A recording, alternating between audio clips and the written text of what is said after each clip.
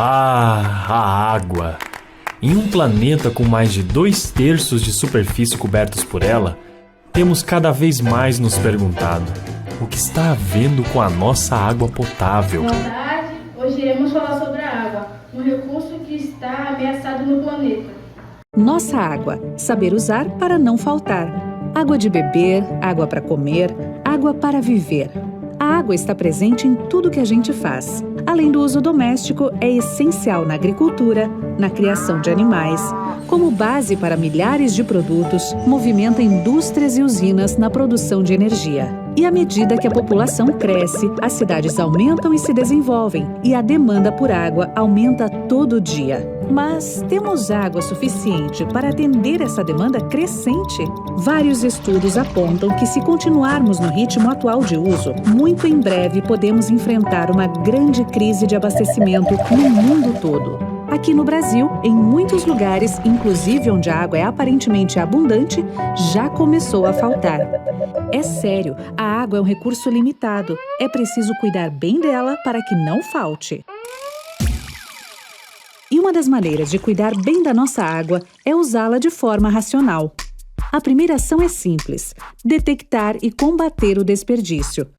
Muitas vezes não percebemos, mas em praticamente todas as formas de uso de água acaba acontecendo algum desperdício.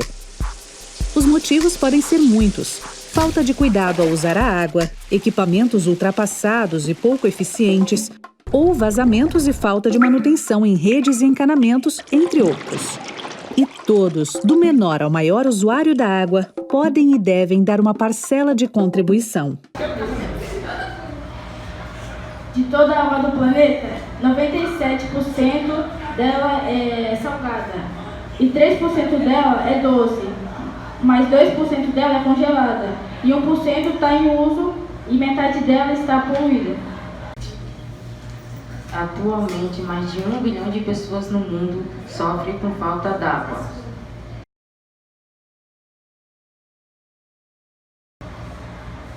Boa tarde, hoje vamos falar sobre o ciclo da água. Quando os raios solares batem em rios, lagos e oceanos, evapora. Depois da evaporação, quando chega numa certa temperatura, forma as nuvens, a condensação. Depois, o armazenamento de água na atmosfera fica carregado e chove. E o nome desse processo é precipitação.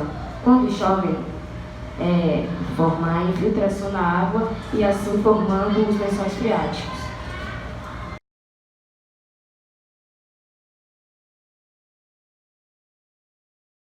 Adivinha só o que acontece quando desmatamos a floresta amazônica?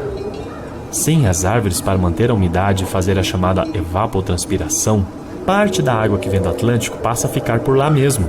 Aliás, sem a preservação de matas e florestas, também diminuímos a capacidade de absorção do solo, levando a uma constante redução de volume d'água em lençóis freáticos, lagos e rios, gerando um efeito muito negativo como assoreamento e redução da vazão d'água. É claro que temos outros grandes problemas além do desmatamento.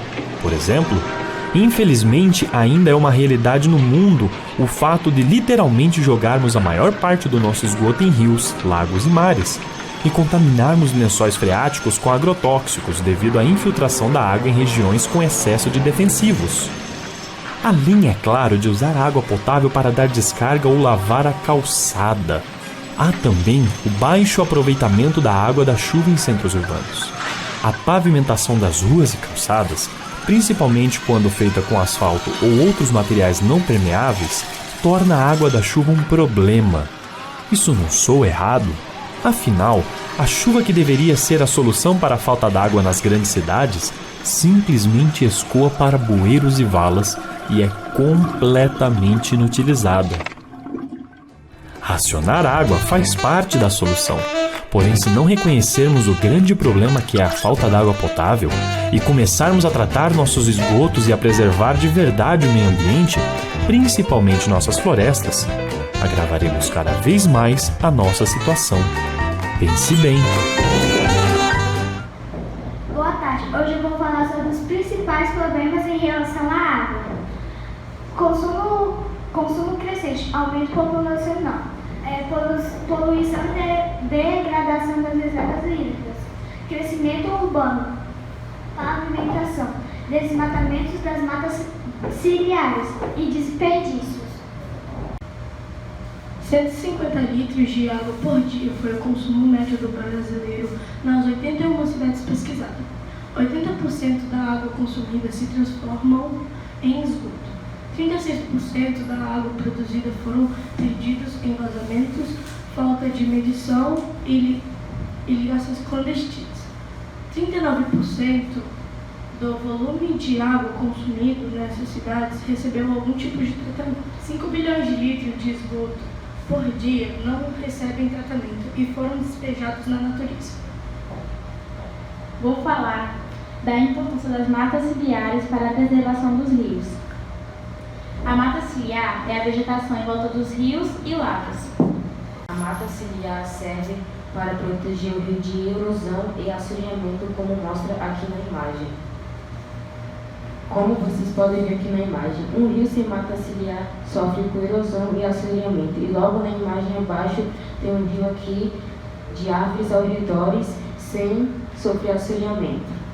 Acompanhe agora alguns vídeos sobre a situação da água no planeta e deixe seu like. Por que falta água no Brasil se nosso país tem a maior reserva de água doce do planeta? De toda a água disponível no mundo, apenas 2,5% é doce. E apenas 0,3% está acessível em rios e lagos. É dessa pequena quantidade de água que o Brasil abriga 12%. Isso pode parecer muito, mas não é. A quantidade de água no planeta é a mesma desde que a vida surgiu na Terra. Mas estamos interferindo no ciclo da água há muito tempo. Você lembra dele? Os raios do sol fazem a água dos rios, mares e solo evaporar. E então, o vapor sobe lá para a atmosfera, onde são formadas as nuvens de chuva. Assim, a água volta para o lugar de onde saiu.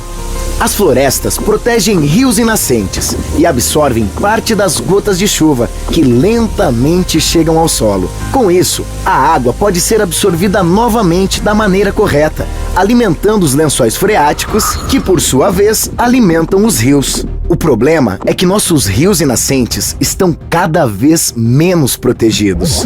A Amazônia contribui para a formação de chuvas em diversas partes do país. E o Cerrado é onde nascem diversos rios que abastecem nossas principais bacias hidrográficas. Mas apesar de importantes para o fornecimento de água no Brasil, não estamos cuidando bem de nenhum dos dois.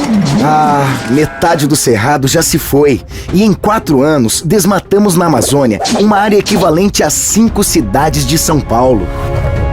Sem floresta em pé, não teremos água, mas usamos água para tudo. Ao acionar uma descarga convencional, lá se vai água. Em um banho de 10 minutos, mais água. E de água virtual, quanto você consome? Pera. Água virtual? A água virtual é aquela utilizada para a produção dos bens e serviços que compramos e alimentos e bebidas que consumimos. E vai muita água. O cafezinho depois do almoço e aquele pedaço de picanha de 1 quilo que você saboreia num churrasquinho com o pessoal. Está na hora de repensar nossa relação com a água. Precisamos usá-la racionalmente, evitando desperdício e encorajar os outros a fazer o mesmo. O poder público precisa frear o desmatamento e garantir a restauração da vegetação em margens de rios, no entorno de nascentes e em áreas de mananciais. Também precisa melhorar os sistemas de abastecimento e distribuição de água. O problema de crise hídrica é complexo, mas resolvê-lo é muito simples. A melhor opção é prevenir para não precisar remediar. E aí, qual vai ser a gota d'água nessa história toda?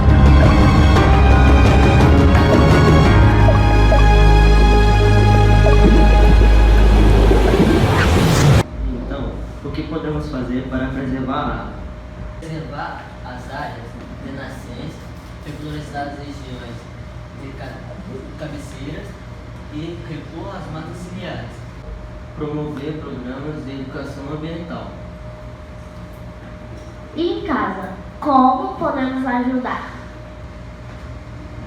Economizar e evitar o desperdício, comprar produtos biodegradáveis, participar de programas de coleta seletiva de lixo, denunciar danos ao meio ambiente, acompanhar e exibir programas de saneamento. Se você gostou do vídeo, deixe seu like. Compartilhe com seus amigos ou familiares. Vamos cuidar do Brasil cuidando das águas!